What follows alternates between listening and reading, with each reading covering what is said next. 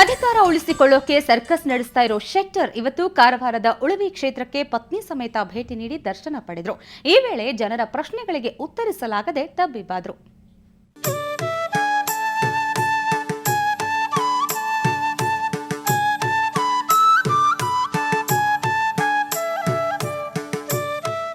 ಉತ್ತರ ಕನ್ನಡ ಜಿಲ್ಲೆಯ ಉಳವಿಯಲ್ಲಿ ಇವತ್ತು ಹಬ್ಬದ ವಾತಾವರಣ.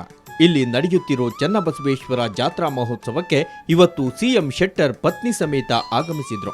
ಸಚಿವ ವಿಶ್ವೇಶ್ವರ ಹೆಗಡೆ ಶೆಟ್ಟರ್ ದಂಪತಿಗೆ ಸಾಥ್ ನೀಡಿದ್ರು. ಬೆಳಗ್ಗೆಯೇ ದೇವಾಲಯಕ್ಕೆ ಆಗಮಿಸಿದ ನಾಯಕರು ಚನ್ನಬಸವೇಶ್ವರನ ದರ್ಶನ ಪಡೆದರು.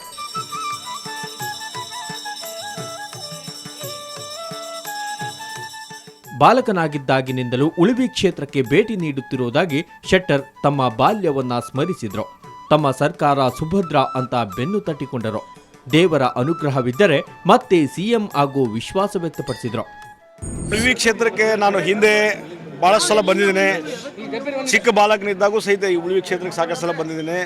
ಅದರಲ್ಲಿ ನಮ್ಮ ಉತ್ತರ ಕರ್ನಾಟಕ ಜನ ಹುಬ್ಬಳ್ಳಿ ಧಾರವಾಡ ಇರ್ಬೋದು, ಬೈಲಹೊಂಗಲ ಬೆಳಗಾವಿ ಜಿಲ್ಲಾದವರು ಇರ್ಬೋದು, ಆ ಭಾಗದ ಲಕ್ಷಾಂತರ ಜನ ಇವತ್ತು ಭಕ್ತಾದಿಗಳು ಇಲ್ಲಿ ಬಂದು ಹೋಗುವಂಥದ್ದು, ಆ ಉಳುವಿ ಚನ್ನಬಸವಣ್ಣಗೆ ನಡ್ಕೊಳ್ಳುವಂಥದ್ದು ನಾವು ನೋಡ್ತಾ ಇದ್ದೇವೆ. ಏನೇನಾಗೋದಿಲ್ಲ, ಸರ್ಕಾರ ಬದ್ಧರಿದೆ, ನಮ್ಮ ಅವಧಿಯನ್ನು ಕಂಪ್ಲೀಟ್ ಮಾಡ್ತೀವಿ.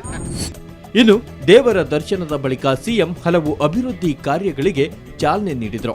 ನಂತರ ಕಾರ್ಯಕ್ರಮ ಉದ್ದೇಶಿಸಿ ಮಾತು ಮುಗಿಸುತ್ತಿದ್ದಂತೆ ಜನತೆಯಿಂದ ಪ್ರಶ್ನೆಗಳ ಸುರಿಮಳೆಯನ್ನೇ ಎದುರಿಸಬೇಕಾಯಿತು.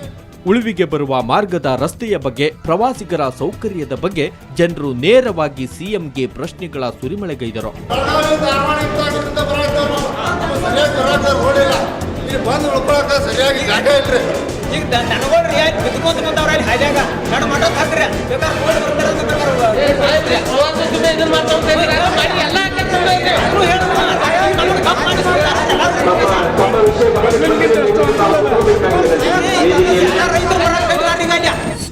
ಜನರು ಹೀಗೆ ಪ್ರಶ್ನಿಸುತ್ತಿದ್ರು. ಸಿಎಂ ಅಸಹಾಯಕತೆಯಿಂದ ಕಕ್ಕಾಬಿಕ್ಕಿಯಾದ್ರು.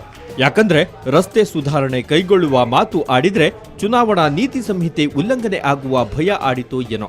ಅದಕ್ಕೆ ಮುಖ್ಯಮಂತ್ರಿಗಳ ಮೌನವೇ ಇದಕ್ಕೆಲ್ಲ ಉತ್ತರವಾಗಿತ್ತು. ಇನ್ನು ಫೆಬ್ರವರಿ 17ರಿಂದಲೇ ಜಾತ್ರೆ ನಡೆಯುತ್ತಿದ್ದು ನಾಳೆ ಮಹಾರಥೋತ್ಸವ ನಡೆಯಲಿದೆ. ಹೀಗಾಗಿ ಉಳವಿಗೆ ಭಕ್ತರ ದಂಡೇ ಹರಿದು ಬರ್ತಿದೆ. ಕಾರವಾರದಿಂದ ಕ್ಯಾಮರಾಮನ್ ಗಿರೀಶ್ ಜೊತೆ ಕಡತೋಕ ಮಂಜು, ಸುವರ್ಣ ನ್ಯೂಸ್. ಹುಬ್ಬಳ್ಳಿ ಹಾಗೂ ದಾವಣಗೆರೆಯಲ್ಲಿ ಇವತ್ತು ಭರ್ಜರಿ ಶ್ವಾನಗಳ ಪ್ರದರ್ಶನ ನಡೆಯಿತು. ಬಗೆ ಬಗೆ ತಳಿಯ ಬಗೆ ಬಗೆ ಗಾತ್ರಗಳ ಸಾಕು ನಾಯಿಗಳು ನೋಡುಗರ ಮನಸೆಳೆದ್ವು. ಕ್ಯಾಟ್ ವಾಕ್ ಮಾಡಿ ರಂಜಿಸಿದ್ವು. ಬನ್ನಿ ಆ ಡಾಗ್ ಶೋ ಝಲಕ್ ಹೇಗಿತ್ತು ನೋಡೋಣ.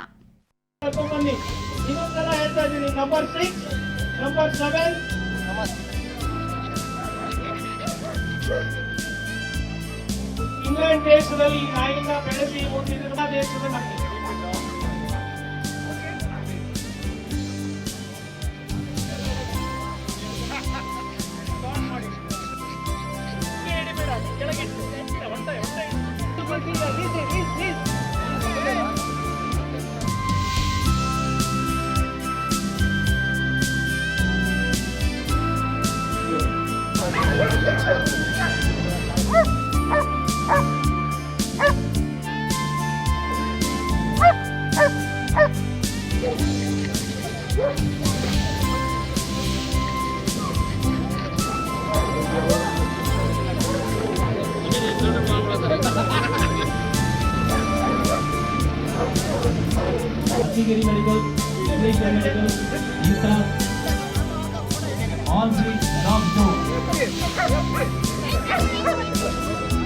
ಇಲ್ಲಿರುವ ಎರಡು ತಳಿಗಳು ಶಿವ ಮತ್ತು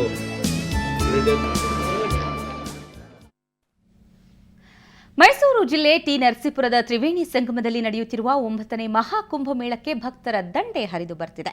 2ನೇ ದಿನವಾದ ಇಂದು ಸಹ ಸಂಗಮದಲ್ಲಿ ಸಹಸ್ರಾರು ಸಂಖ್ಯೆಯ ಭಕ್ತರು ಸ್ನಾನ ಮಾಡಿ ಪಾವನರಾದರು. ಇದೇ ವೇಳೆ ಧಾರ್ಮಿಕ ಸಭೆ, ನವಗ್ರಹ ಪೂಜೆ, ಜಪ, ತಪ, ಹೋಮಗಳು ನಡೆದವು. ನಾಳೆ ಬೆಳಗ್ಗೆ 5:30ರಿಂದಲೇ ಮಹಾಪುಣ್ಯ ಸ್ನಾನ ನೆರವೇರಲಿದ್ದು ಸುಮಾರು 3 ಲಕ್ಷಕ್ಕೂ ಹೆಚ್ಚು ಮಂದಿ ಭಾಗವಹಿಸುವ ನಿರೀಕ್ಷೆ ಇದೆ. ಇದಕ್ಕಾಗಿ ಈಗಾಗಲೇ ವ್ಯಾಪಕ ಬಂದೋಬಸ್ತ್ ವ್ಯವಸ್ಥೆ ಸಹ ಮಾಡಲಾಗಿದೆ. ಬರುವ ಭಕ್ತರ ಅನುಕೂಲಕ್ಕಾಗಿ ಅಗತ್ಯ ಮುಂಜಾಗ್ರತಾ ಕ್ರಮಗಳನ್ನು ಸಹ ಕೈಗೊಳ್ಳಲಾಗಿದೆ. ಈಗಾಗಲೇ ವಿವಿಧ ಮಠಾಧಿಪತಿಗಳು ಶ್ರೀ ಕ್ಷೇತ್ರಕ್ಕೆ ಆಗಮಿಸಿದ್ದಾರೆ. ನಾಳೆ ನಡೆಯುವ ಸಮಾರೋಪ ಸಮಾರಂಭದಲ್ಲಿ ಮುಖ್ಯಮಂತ್ರಿಗಳು ಭಾಗವಹಿಸಲಿದ್ದು ಮುಖ್ಯಮಂತ್ರಿಗಳು ಸಹ ಪುಣ್ಯ ಸ್ನಾನ ಮಾಡುವ ನಿರೀಕ್ಷೆ ಇದೆ. ಕ್ಲೋಸ್ ಆಗಿ ಇದೆ ಸ್ಟೋರ್ ಇದೆ ಅಂತ ಹಿಂದಿನ ಪ್ರಾಕೃತ ಸಂಸ್ಕಾರ ಇದೆಯಲ್ಲ ಅದು ನಮ್ಮನ್ನ ಮೇಲೆ